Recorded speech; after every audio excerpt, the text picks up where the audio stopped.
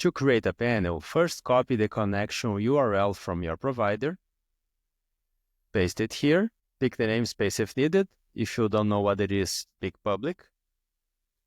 Then let's choose a name, let's say my store, and confirm your password. This way we can encrypt your credentials. Just wait a bit and that's it. You already have your data here and you can navigate between the tabs to see it all. When you open a tab, you'll see the default list that Flashboard created for you.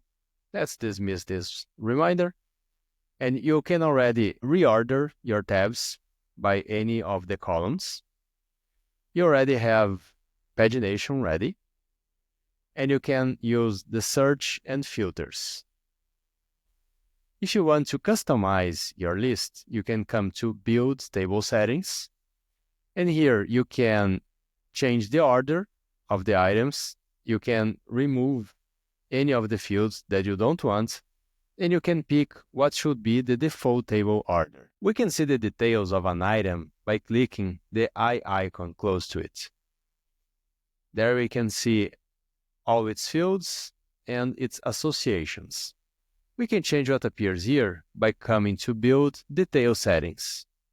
And we can choose to show or not show any of the fields, change the order where they appear, and show or hide the associations of the item. Since we have enabled the associations, we can navigate through them. So here from products, we have categories.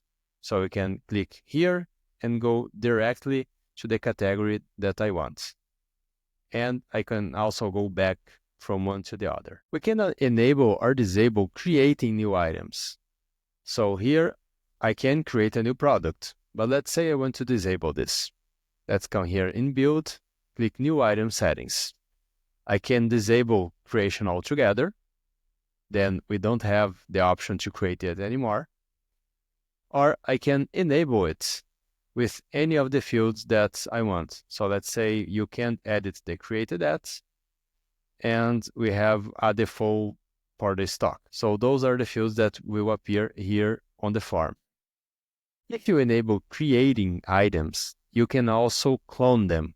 So if you click here on the duplicate icon, you will see the new item form already filled with that data.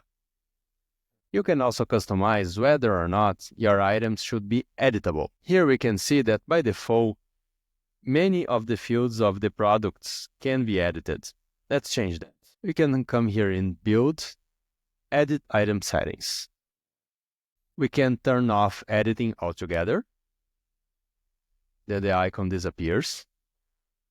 Or we can choose to edit only a few fields. Let's say I only want to edit the highlighted property. So if we come here, now I can only edit whether or not a product is highlighted, and I can't edit any other fields anymore. We can also configure item deletion. So here we have the delete icon. But if we come here in Build and turn off Allow Deleting, then the icon isn't there anymore and the user can't delete anything. You can change your tabs by coming to a specific tab, editing it, and then you can choose a different name. These names are inferred from the database, but you can pick whatever you want. And you can also delete a tab if you don't want to have it available.